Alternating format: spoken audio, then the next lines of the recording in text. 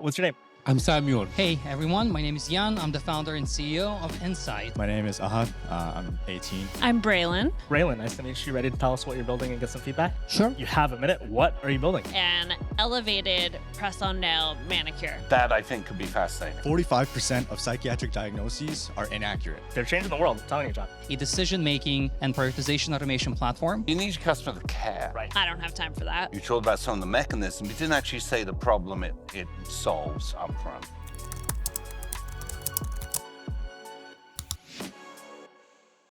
Welcome to the Feedback Loop.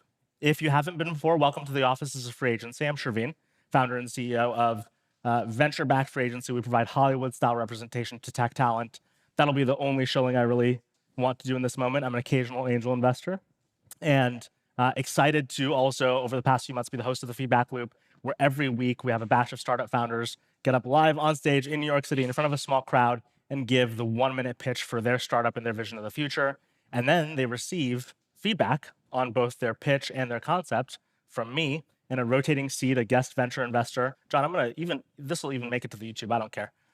You are a second timer on this, but a longtime friend of I consider a friend of mine, of Free Agency, of the New York tech community, the founding partner of FF Venture Capital, which is a mainstay in early stage venture and in this ecosystem. How do you introduce yourself? I'm a technology investor, and I believe in product. And as we listen to the pitches today, I think you'll get a sense of that. It's amazing how many people get tied up in the technology itself and not in the end product. John, let me revisit for people how this works. One founder at a time will get up on stage. They'll have a minute to pitch. Then we're going to go back and forth with them. Again, feedback and workshopping on their pitch and concept for 5, 6, 7 minutes after their minute pitch to us. So that'll be the journey. Super excited for it. John, are we ready to start this? Let's get it going. Let's get it going. Let's roll. Let's welcome our first founder to stage with a round of applause. Hello. Are you ready to give your minute pitch, get some feedback, start us off tonight? I think so. Jan, you have a minute. What are you building? Hey everyone, my name is Jan. I'm the founder and CEO of Insight. And what we're actually doing, we're on the mission of building a tool that I needed 5 years ago. And about 90% of other design and product leaders need it for the last 4 years that I've been speaking to desperately, and especially in the recent couple of months. So essentially we're building a decision-making and prioritization automation platform, which essentially has a built-in unified data intelligence that helps the companies to automatically ingest all the data information from across the entire organization, automatically sift through it, tag it, find the actual user issues, and create actual insight and actual list of tasks and prioritization based on business goals, product goals, and usability needs. Under a minute. Good job. Thank you. I'm going to start by doing maybe some clarifying from a product perspective. So user insights inside of a company, trying to determine and sort and filter needs. What's a hero customer and what are they struggling to prioritize? Give us a little bit of grounding. Sure. So the hero customer essentially is design product teams. One of the things that typically happens in the organizations is that they have to fight for data and insight and information from outside the design research itself, such as customer experience, QA, customer complaints, sales teams, and so forth. They typically have to fight to get this information in order to make a much better decision in terms of the product and what to build next, gathering this information. So basically they're locked away from, and I'm a product person by background when I'm not CEOing, so I've experienced this. I think in certain ways, I'm locked away from if my VP of customer success doesn't want to let me sit with customers or be in the CRM in a certain way, or there's sales data that is, kind of sloppy inside inboxes, but could tell me a lot about what my customers would buy for, how we could increase LTV, upsell, cross-sell. How do you solve that blockage? So get it from kind of a purpose or mission standpoint, but what's the product? So essentially, the tool is other app agnostic. It integrates automatically with literally every single tool you have in the organization, fairly seamlessly with no problems. And we pull all the data organically from all of these tools, and it's a living organism. It's never actually done once and done. So as the data flowing in, it's continuously adjusting itself, continuously learning, continuously adjusting the actual prioritization list to make sure the design and product teams know exactly what need to be built. Data is written, data is qualitative, quantitative. All of it.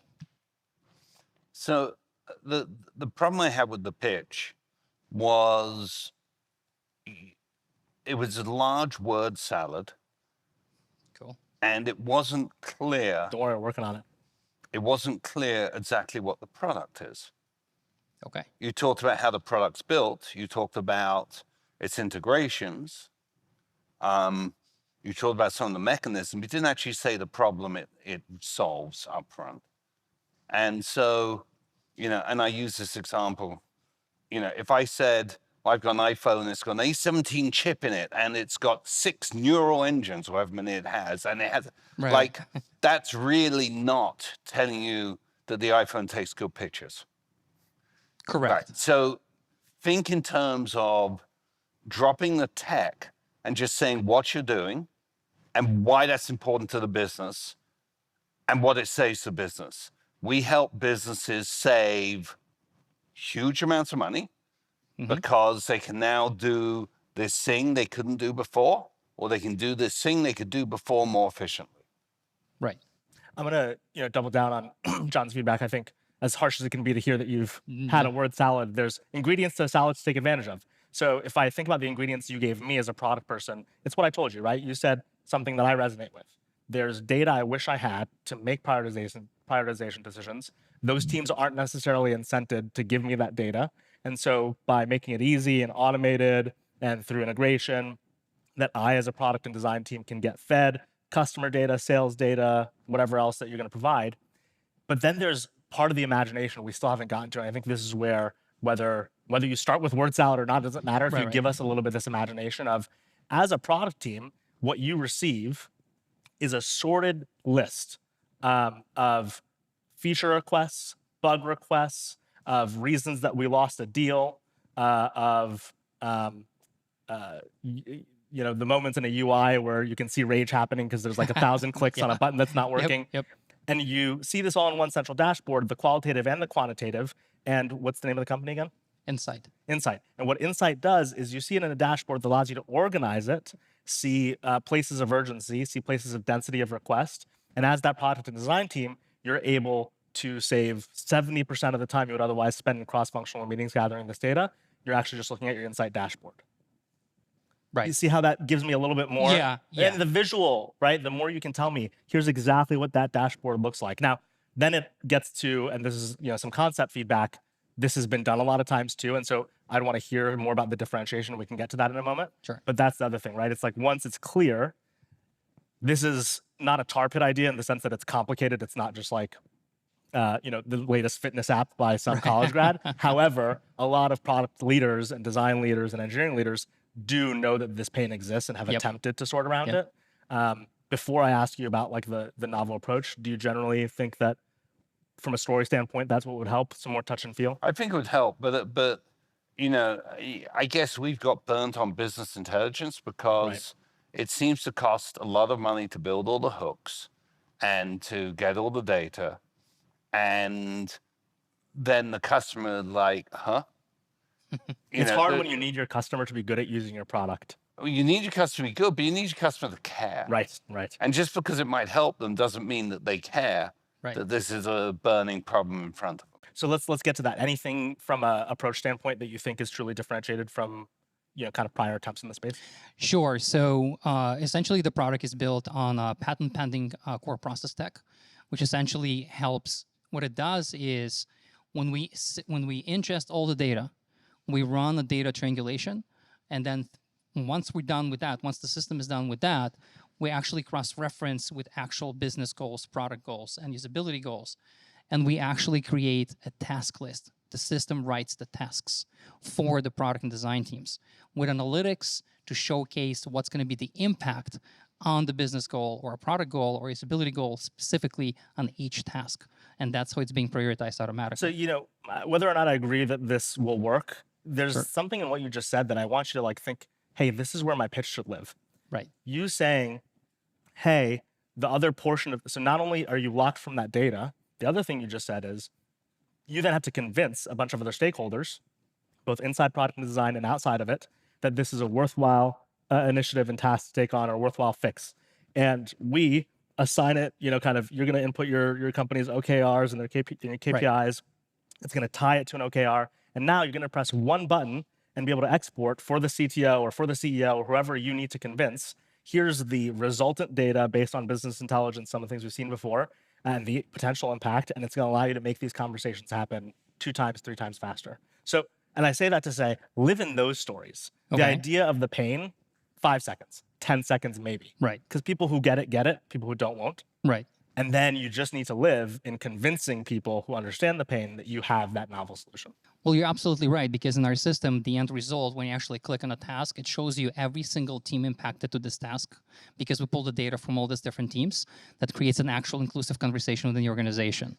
Like literally right now, all the teams that I have on the wait list from some of the largest companies in the world, their design product leaders actually told me something I did not think about before, is that, oh my God, this thing is going to make our conversations internally so much better and so much faster, because we're actually reducing the design and product teams' work from weeks to minutes. Got to live more of that in the pitch. Yeah, thank you for sharing. Good job. Absolutely. Thank you. Thank you for having. I do think a lot of people have approached this sort of a problem. You've probably seen a lot of these pitches. Do you think this sort of space, it means nothing can work when the customer isn't motivated enough, the value is too marginal? Or is there a version of things that you would encourage product engineering and design leaders to continue in this playground of, I know this pain is real and I want for myself to solve it, but? So, we use this simple mantra that something needs to be 10 times better and 1/10 the cost. And the reason is you need adoption. You need people to stop using whatever they're using, whether it's a spreadsheet or another SaaS tool or whatever, and start using yours. Right. And if it's a little better, that's really not enough. So it's another way of talking about lifetime value versus cost of acquisition. It just needs to be so compelling. And the behavior change needs to be vivid. People have to be willing to do the behavior change. Right. And so, we've just got very shy of this space as a rule, because there's a ton of tools and they all make big claims, and we think the end users just get jaded. Yeah. Well, and that's the hard part, is when you know you're selling to that jaded user, you have to opt in almost to the fact they're jaded, which is more automation, more convenience, almost being invisible such that they're willing to adopt it. But the challenge is, at the same time, the problem is already somewhat invisible or artificial or not enough. So if you're going to go, I know you don't want to think about this, or the problem's not vivid enough, so I'm going to make this automated tool. It's going to do all these things for you. But then the problem is, if it does all these things for you, it doesn't require buy-in, your effort, all this other stuff. It might also disappear into the background and not be something you renew. Yeah. Yeah. Oh, with that in mind, let's welcome our second founder up with a round of applause. What's your name? My name is Ahad. I'm 18, born and raised here in New York City. And I'm Before the CEO. you pitch, I'm going to cue you in. We've had a streak of young founders. I'm excited that we continue that. You said you're 18, right? Yeah. Cool. Yeah. They're changing the world. I'm telling you, John. You ready for your minute pitch? Yep. Let's take a deep breath together. All right. Tell us, what are you building, Ahad? I'm the CEO and co-founder at Neurobane. And the problem that we're solving is that 45% of psychiatric diagnoses are inaccurate, and 65% of prescribed medications are ineffective. And in 2021, that led to over an 81% failure rate for the 25.6 million Americans that receive psychiatric care in 2021. And it isn't because of the medication, nor is it because of the doctors. It's because of the lack of objective diagnostics in psychiatric care. You see, when you break your arm, you get an X-ray before seeing a doctor. And when you need surgery, you get an MRI before seeing a surgeon. But when it comes to these sanity-altering medications, you're given a 15-minute intake session. 15 minutes. At Neurobane, we seek to set a new standard in psychiatric care. And with the help of compact, non-invasive neuroimaging and AI, to provide psychiatrists with pre-assessment patient data that indicates likelihoods of diagnoses and effective medications to take psychiatric care from notoriously inconsistent to incredibly reliable. That's a minute on the dot. Good job. I have to say, the young founders over the past couple weeks, you included, Yeah. great pitchers. They're learning, and this is the thing I've been telling people. This new group of folks. I hope you don't mind me talking about you while you're on stage, but they're taking advantage of resources that didn't exist for the past couple decades in tech. There's more to read. There's more to learn, and so anyone who's got the idea or the ambition can actually build very early in their career. No. No, well, let's talk specifically rather than generalities. Yeah. But I thought the pitch was spot on with regard to stating a problem and then stating a solution. We don't do a lot in healthcare, so let's start there. But it is fascinating that doctors are prescribers. Yeah. They're not researchers. They don't necessarily understand much more than this is your condition. Here's my 3 choices, A, B, or C. Do I want A or B or C or combination? And it strikes me, particularly in psychiatric medicine, there's a lot of trial and error. Yeah. Yeah. And again, look, you have to understand, like, you have a condition, it's got a general description. I think it's this. But things don't sit in neat boxes. Yeah. But they have to put it in a box, and then they say, what's my tool set for that box, and apply it. And everyone's DNA is different, which is why some people come down with one condition, some people come down with another. So I get all the stats of it being wrong. I don't know if AI is going to solve that problem. I almost feel we need new tools of testing feedback for doctors that they can take into their tool set. Almost like seeing more of the long-term outcomes. Because you said this thing that was interesting to me, like they're not researchers, and then kind of related to what you said in terms of like the concept of using imaging or AI or whatever it is, we need them to have better data. So I'll give you an example. How many people here wear an Apple Watch or Samsung Watch or whatever, right? No, not that many, actually, about 15%. Yeah, maybe. Yeah. I wear one. And what I've learned is the pulse data is incredibly interesting.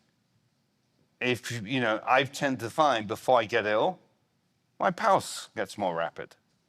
My overnight pulse rate is an indication of general health. And conditions like this. But doctors don't know what to do with that data because they've never had it in the past, so they don't know what to do with it.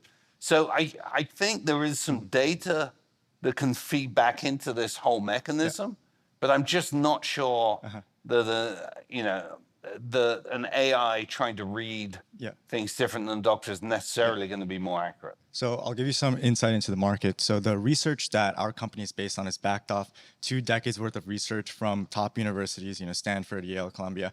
And because of their previous efforts, I'm able to develop our proof of concept algorithm, which took in 1,300 psychiatric brain scans, just electrical signal data, and can diagnose rates of addiction, mood, and trauma-related disorders with rates above 70%. Above 70% compared to what? Or like what is 70% a baseline on? What do you mean? So it's 70, you said above 70%. Above 70%, yeah. As in 70% accuracy or accuracy. Compared to a physician or 70%, like in general, like if you test it on a new set a of population that's already diagnosed. And what's a physician's accuracy against that 70%? It's 55% accurate. Okay, so you're getting an extra 20%. So that's just now. That's just now with 1,300 brain scans. No, I get that. Yeah. But let's assume that you have material improvement by using your algorithms. Do you need FDA clearance? Oh yeah, I need all the clearance. But those are linear problems. I don't really care about them. They're just applications. They're just processes, and I'll get through them. The exponential problem is getting the data, making the algorithms, tuning the algorithms, and saving psychiatric care and getting people the care they need and getting accurate diagnoses and effective medications. Like most of the time when I do pitch to investors, that's like one of the things they bring up, like FDA clearance. What do you think of FDA clearance? I'm like, I'll get through it. You will, but it'll take, I don't know, a long 4 time years. a long time and rigorous testing and data from clinical trials. So 2 pieces of pitch feedback for you. The first is in the place where you're giving all these numbers. By the way, again, great pitch. And your numbers told a story about how this is a place where we're non-deterministically diagnosing individuals, whereas we don't do that. I loved your comparison to other areas of medicine where we do have deterministic diagnosis. Where you were giving a lot of numbers in a row, know that no one can follow them at some point. So pick one or two and then tell the rest in story. And then later, if they want to know more about how many of this, how many of that, but you had a lot of numbers in a row in your core pitch. And again, good story, so it works. But if you focus on one or two, then I can remember your specific one or two hero stats. And now, both talking to you about it, telling fellow investors about it and about your startup, I'll remember your hero stories. To me, the big problem with medicines for people with bipolar and other kinds of conditions is it's a bit of a crapshoot, which is the right medicine, what's the right dose, etc. And the only feedback the doctor gets is, a month later when the patient comes back in.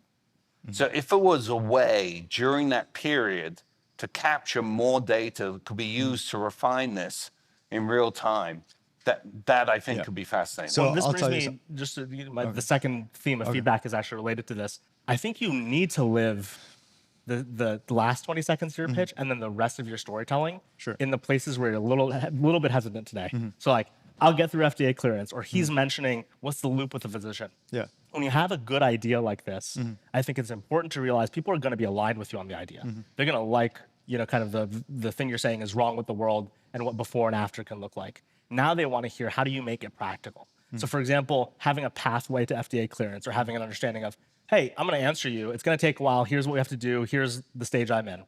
And then saying, and today, the main barrier to this will be we can't just deploy this to patients directly. So we need to be in close collaboration with physicians. Here's how we plan to bring the data to them earlier before we can fully automate it, is they're going to get V1 of this product that makes them better at diagnosis. And so the parts of this where you can win a lot of people over after winning them over on mission, but now on product, or you as a founder of your startup, live in these execution-based areas.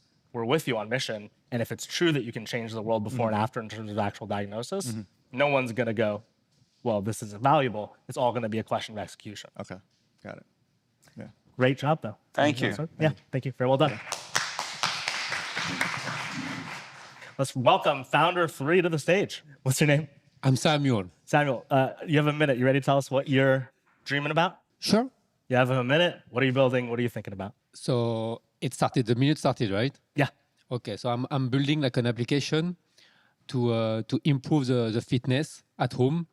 So you just put the phone on the floor toward you. The computer is taking the feed and is able to count or give some feedback in life. My goal is to increase the fitness in the world. I think we should do more fitness, and the way I want to accomplish it is to reward the people who are doing it simply with money. So we have partners who are investing, like big brands, and for people who practice, we give them back money, or we give them back some reward. Simply. That's under a minute. Good job. Thank you. Sam and I talked a little bit beforehand, so I know this is, kind of give us a sense of stage of idea that you're currently under with this. Well, I'm doing some fitness regularly, and I think it's important for me. It's important for my mind. My original goal was to use AI not only to count, but to give some real feedback. Your back is not straight, and you should do this at this moment, maybe to encourage me, like to have a coach at home. So the problem with this space is it's difficult to monetize. So there's products out there. I think Mirror was one of them. I think they ended up selling. Mirror, Tonal. Right. Peloton, obviously. One of them sold. Mirror sold to Lululemon, I want to say. Right, to Lululemon, and they put one in the store. Is that right? Anyone in the crowd want to give me a nod? I think it was Lululemon. Yeah.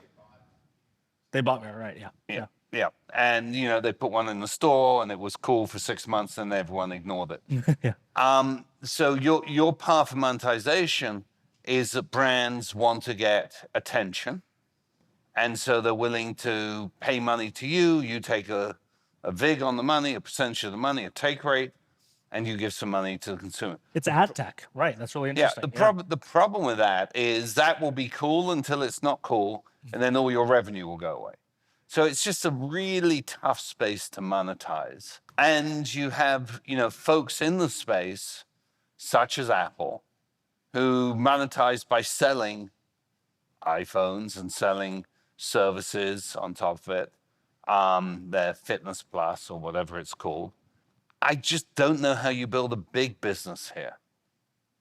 You know, it's interesting. I'm going to think about this from a concept standpoint, less from a pitch standpoint. I think from a pitch standpoint, the mission is clear. I actually do think from a pitch standpoint, you might want to embrace the fact that this is ad tech, even if it's like your last line of your pitch, because it's kind of delightful when as John was talking, I put together that this is ad tech, you know, at the end of the day. So for people who like me were not necessarily realizing that when he's saying a brand is going to pay money and John is saying that's about attention, this, correct me if I'm wrong, you're envisioning maybe something like, you know, Microsoft has this latest Surface book. And so they say you get a certain amount of credits if you're exercising this many times over 4 months, you'll get $100 off or whatever it might be. And maybe your business takes a vig off of the placement of that ad to the exerciser or the fitness user. Is that correct? Absolutely. You know, I think, again, I do think saying this is a ploy, a combination of fitness and ad tech is really interesting. It gets people to imagine not fitness or not ad tech, both of which are a little bit overtrodden. So that's, I think the combo is novel from a pitch perspective. From a concept perspective, I think there are probably other zeitgeist elements to tap into. You know, I think about actually what we're talking about, mirror, tonal, all this other stuff. Peloton seems to have very successfully created like the Peloton influencer, you know, in their instructors. And I wonder if there are these, you know, overall trends. Well, but understand, Peloton rode up, got high, Yes, and has now ridden all the way back down.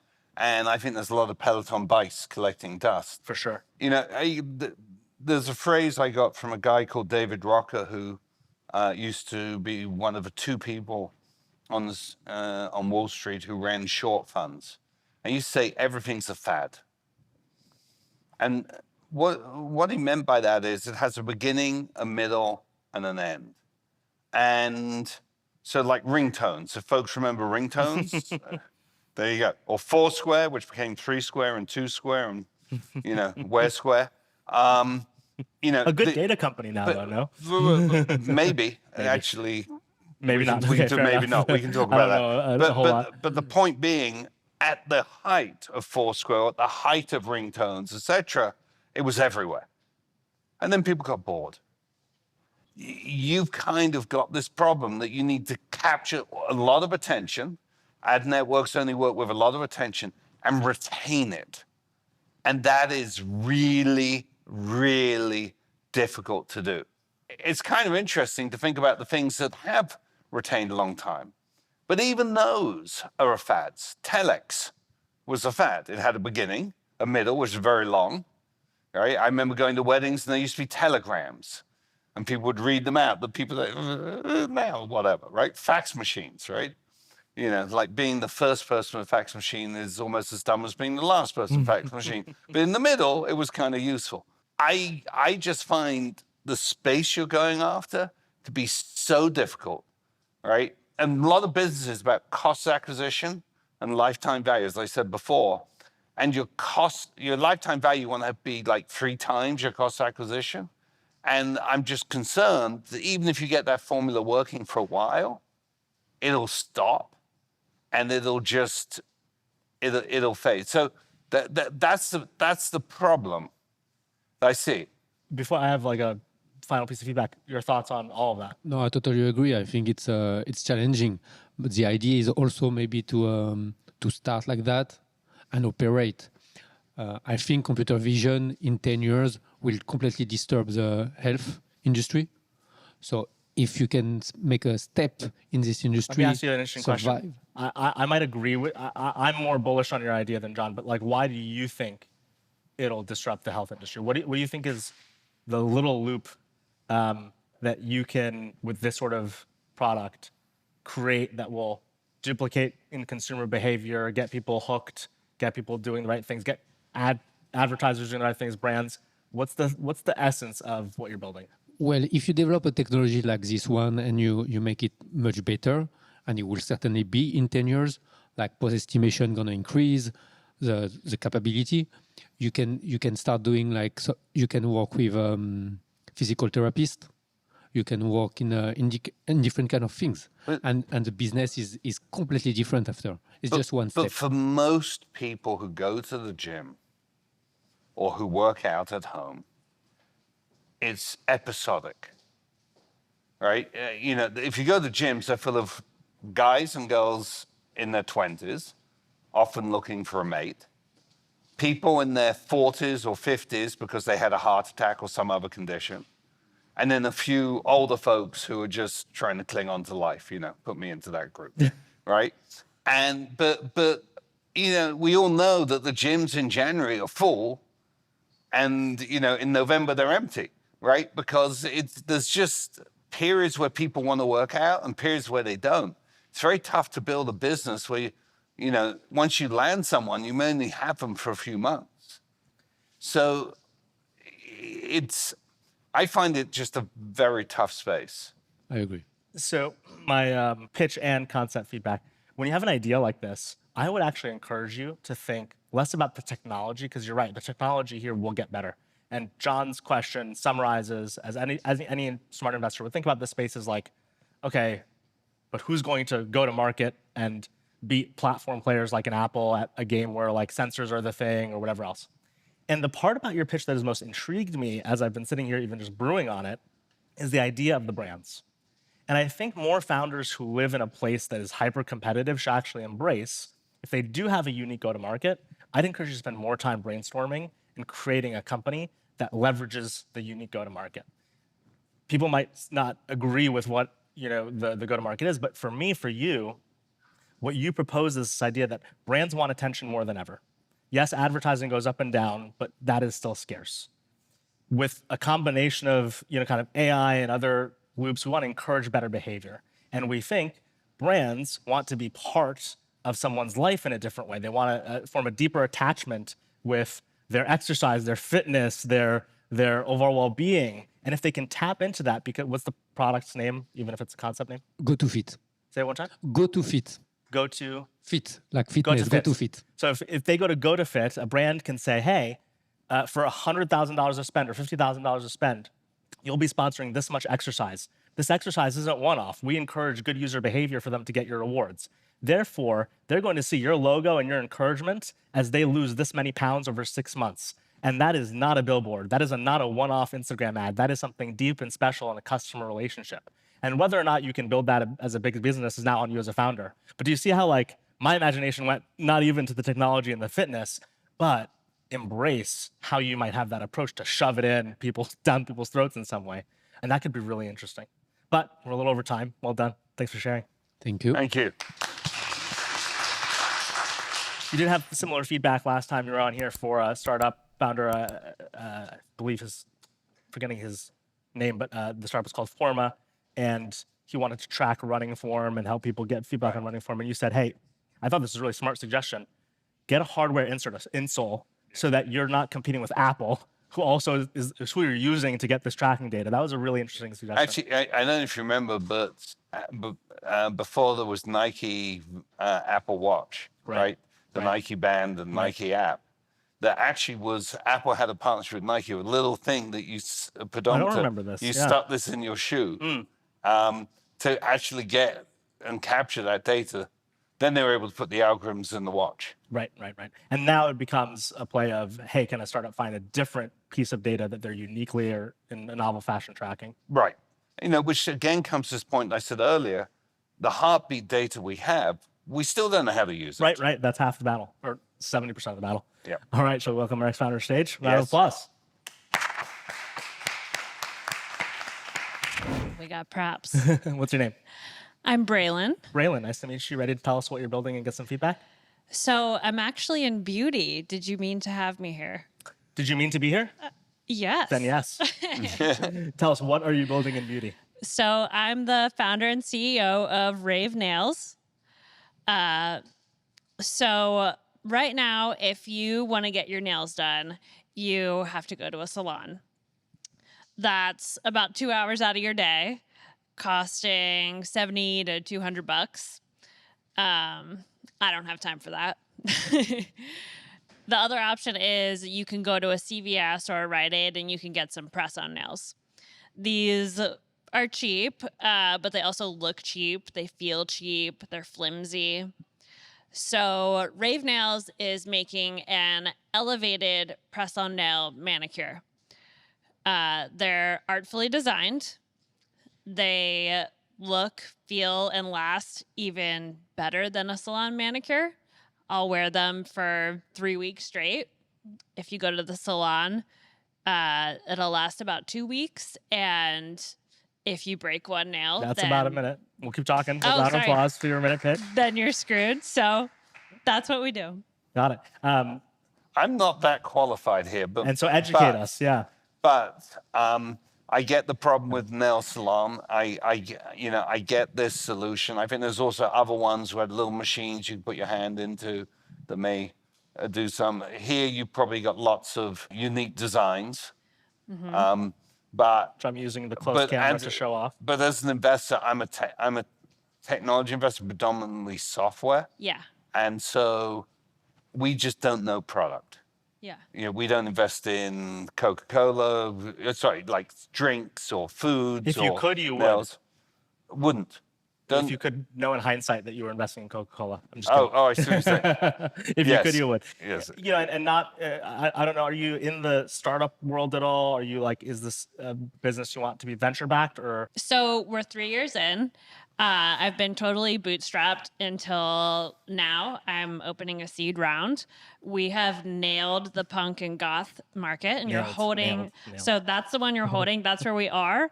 And that's the one where we're going. So we've nailed this market. We're in about 400 stores across the US, and we've got some in Germany and Australia. We're on Hot Topic online. So I want to take our method and basically copy paste that to adjacent markets. So John may or may not be the right investor. We might convince him yet. But obviously the tech world, a lot of consumer goods and a lot of, Right. Mavron is our lead investor at Fragrance, and they do consumer only, and they do stuff in e-commerce, and even I think adjacent to this is Dolls Kill, like an adjacent brand that you would think of They as were aspirational. our first stockist. There you go. So, I've met that founder, and they're a Mavron and Sequoia success story, I think. So I do want to talk about the pitch, because I think the pitch, Okay.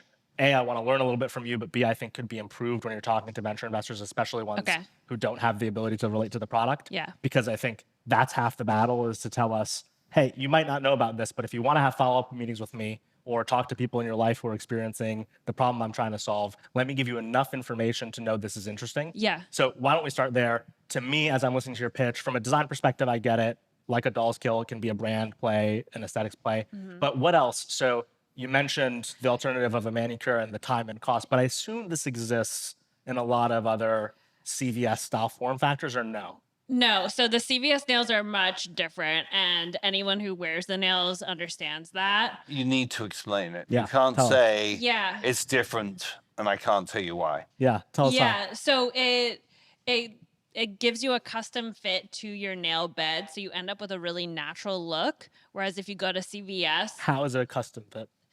so there's 24 nails in the box, and I've been developing these for 10 years. I was a nail artist. So it's just been developed for a very long time. They're thinner at the base and they're thicker at the tip. So that lets it flex to your natural nail shape. And then we also educate our customer to tell them to file the edges of their nails so you get an even more perfect fit. Okay, so let me ask you a question. Yeah. You've worked out how to make this work better than someone else. Yes. What stops Chinese knockoffs of it? Let's say you build up to 100 million revenue business, Yeah. 200, what stops just cheap knockoffs of it? Well, so there's one main competitor who has a monopoly, and they're in every CVS and Rite Aid. And I think people already are associating that name with this is a cheap product. So I think it's really going to be about educating the customer and holding their hand along the way and saying this is a brand you can trust for a really high quality product. I'm talking about a new brand comes along. Yeah. So it's not known to, it's half the price. I get inspired by your Okay. pitch, and I say, I can build one too. Okay. Yeah. What is going to prevent me from eating your Well, business? you personally? let's pretend that I'm more in the demographic. So not me personally, but Okay. me paired with a female co-founder who gets this problem. Yeah. I mean, I do think it would be tough for someone else to come and develop a product that I've already been working on for quite some time. But they can reverse engineer it, is my point. Yeah. They can buy your product and see, there's 24 nails in the box. There's instructions to file your nail.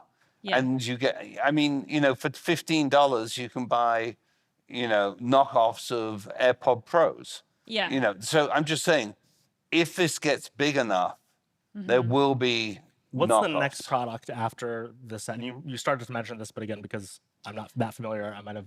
All press-on nails, different styles, so different target markets. And after is there more after press-on nails, or is press-on nails enough to? I'd like to just stay focused on press-on nails. So I think the pitch here, and this is like where again, like I think it can be a pitch that doesn't get to these questions the same way. And so the thing to think about is how do you beat some of the initial objections, especially if you're going to be pitching to a lot of male investors who won't get it. Yeah. You gave us your credibility, not in your 60 seconds, but afterwards in Q&A.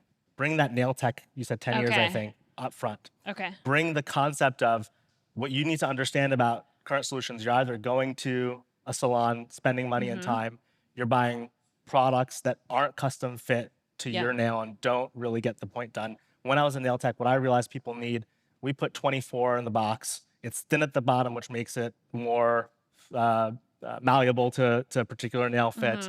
We focus on customer education, teach people how to file these appropriately. And the difference is the salon style quality and results, but a price point and time savings that's much more accessible.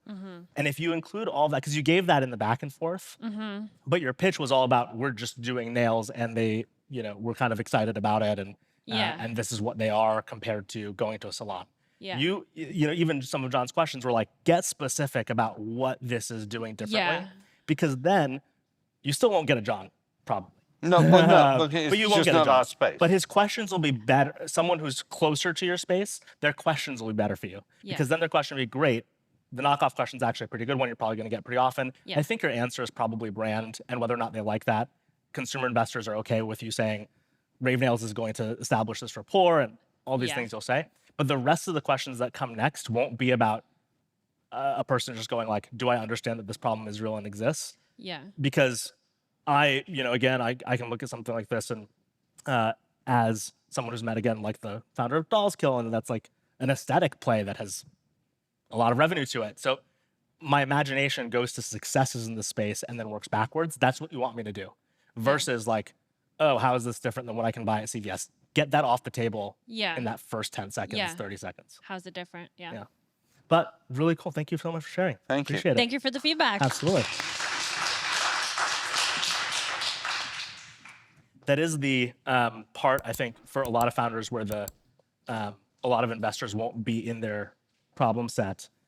Getting as much of that context, because context is king. If I can understand the context of the I problem. mean, but before you sit down with a VC, look are at they their the right ones? website Yeah. and look for two things: stage, domain knowledge, and having invested in the competitor. Right. Well, and I think this is where the category problem can also be something you have to overcome. So, for example, consumer, direct to consumer has been Well, that's decimated. the domain knowledge, right? You want to Yeah. find the right. Well, and then even when you go to those individuals, talk about how you're still different in that category. For example, for something like this product, I imagine the argument is something like, this is a persistent thing in a life. This is not a luxury item. This is not a DTC product that people aren't going to pick against. They're going to a salon or they're picking cheap solutions. And so we can still exist versus, let's say, I don't know about luxury pots and pans. I might be like poo-pooing an industry that's quite good, but that might be something that people can drop in a recession really easily, but they're not going to drop their You'd be nails. surprised how many pots and pan pitches we get. I mean, actually, there are like 3 startups in New York that I think I know off the top of my head. So you're right.